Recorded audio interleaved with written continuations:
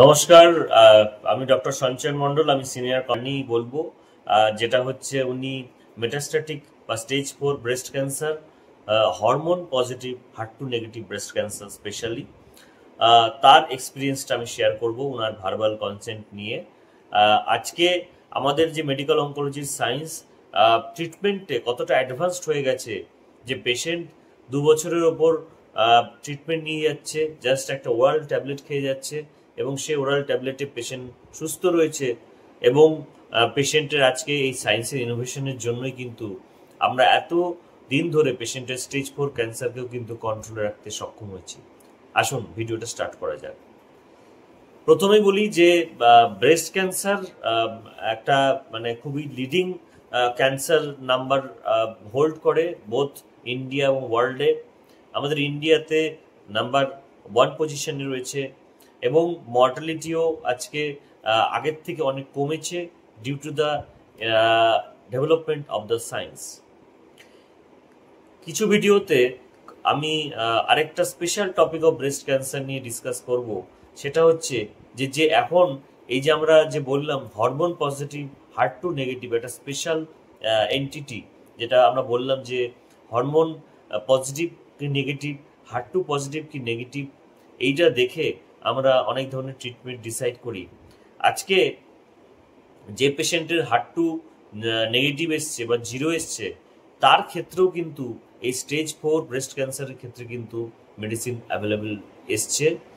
Destiny breast trial থেকে আমরা ট্রাস্টুজিমাব ডুরিক্সটিকেন বলে এক ধরনের অ্যান্টিবডি ড্রাগ কনজুগেটের আমরা এখানে ইউজ করছি পেশেন্টসদের, এবং তারা কিন্তু আফটার ফার্স্ট লাইন বা সেকেন্ড লাইন থেরাপির পরেও কিন্তু লো HER2 স্কোরেও কিন্তু তারা মেটাস্ট্যাটিক স্টেজ 4-এও খুব ভালো রেসপন্স করছে। তো এই টপিকটা নিয়ে আমি আমার কিছু টপিকসে বানাবো। আজকে যে আমি টপিকটা নিয়ে ডিসকাস করছি hormone positive breast cancer HER2 negative.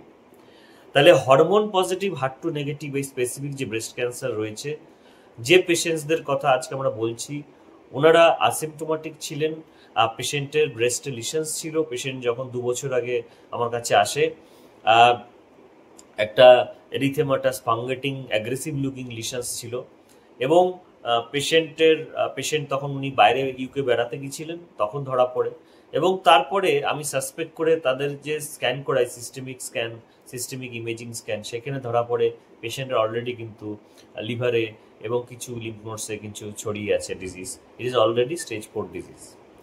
তখন থেকে আমরা কিছু স্পেশাল টেস্ট করাই, মার্কার স্টাডি করি, হরমোনাল স্টাডি করি, এবং তারপরে আমরা ওনাকে যে oral targeted therapy CDK4 inhibitor plus anastrozole বা লেট্রোজোল, যেটা হচ্ছে আমাদের AI, সেইটা আমরা ইউজ করি, কম্বিনেশন থেরাপি। এবং যেহেতু ওনার বোন মেটসও ছিল, সেই জন্য বোন আমরা হেলথের জন্য আমরা র্যাঙ্ক এল ইনহিবিটার্স এগুলোর আমরা ইউজ করি প্রত্যেক মাসে। এবং তাতে আজকের প্রায় 2 বছর ট্রিটমেন্টের পর কিন্তু দেখা গেছে পেশেন্টের ডিজিজ আগের থেকে অনেকটাই কমে গেছে, কম্পেয়ার টু প্রিভিয়াস স্ক্যান স্টেবলে রয়েছে, এবং ওনার যে ব্রেস্টের যে লিশনসটা ছিল সেটাও কিন্তু রিমার্কেবলি ড্রাই হয়ে একদমই কমে গেছে। তো সেই জন্য আজকে এই ইনোভেশন অফ সায়েন্সের thanks to the scientist, to the science, যারা অক্লান্ত পরিশ্রম করে সায়েন্সের, আমাদের মেডিকেল অঙ্কোলজির যে সায়েন্স রয়েছে সেটাকে আপলিফমেন্ট করে আজকে এই ধরনের মডার্ন মেডিসিন আবিষ্কার করেছে, যাতে পেশেন্ট জাস্ট কমফোর্টেবলি একটা ট্যাবলেটের মাধ্যমে বা 2টো ট্যাবলেটের মাধ্যমে 2 থেকে 2.5 বছর ওনার হয়ে গেছে, অ্যাডভান্স স্টেজ অফ ডিজিজ কন্ট্রোলে রয়েছে, এবং there is a splendid marvellous response. তো উনার মুখ থেকে আমরা কিছুটা ঘটনা শুনবো যে উনি কিরকম এক্সপিরিয়েন্স করেছে সে ঘটনা। এবং আমাদের এই ইউটিউবের যে এডুকেশনাল যে আমাদের মোটো, ক্যান্সার অ্যাওয়ারনেসের যে মোটো, এর টার্গেটটাই হচ্ছে যে আমি আমার পার্সোনাল এক্সপিরিয়েন্সের প্র্যাকটিসে দেখেছি, নর্থে থাকাকালীন, দিল্লিতে থাকাকালীন বেশ কিছু পেশেন্ট, ফিমেল পেশেন্ট, যারা ভয়ের চোটে, সোশ্যাল স্টিগমার জন্য বা সোশ্যাল ফোবিয়ার জন্য ইনিশিয়াল স্টেজে অনেক সময় বলেননি, এই পেশেন্টও হয়তো ইনিশিয়ালি নেগলেক্ট করেছিলেন। ঘাটা যিনি যখন হয়েছিল হয়তো 4-5 মাস আগে, 5-6 মাস পরে যখন উনার খুব বড় বেশি ট্রাবল দিচ্ছে তখন উনি জিনিসটা নোটিফাই করে। আমি আমার নর্দার্ন প্র্যাকটিসেও দেখেছি এই জিনিসটা, যে ফিমেলরা সোসাইটির স্ট্যাবো বা সোসাইটির জন্য প্রথমে ইনিশিয়াল স্টেজে তার যে প্রবলেম সেটা বলে না, ব্রেস্ট লিশনস আগে আসে না, তারপরে যখন সেটা অনেক অ্যাডভান্সডে যায় তখন সেই জিনিসটা কিন্তু নোটিফাই করে।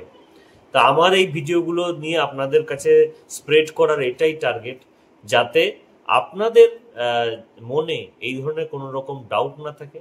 পেশেন্টের ইন্টারভিউ শুনে আপনারা যাতে ট্রিটমেন্টের জন্য খুব তাড়াতাড়ি আমাদের কাছে এগিয়ে আসেন এবং as soon as possible latest যে ট্রিটমেন্ট রয়েছে সেটা যাতে পান, সুস্থ হন এবং হেলদি লাইফস্টাইল যাতে আপনারা লিড করেন। আজকের জন্য এইটুকুনি আমার তরফ থেকে। আসুন ওনার কাছে থেকে শুনে নেওয়া যাক ওনার যে এক্সপিরিয়েন্স।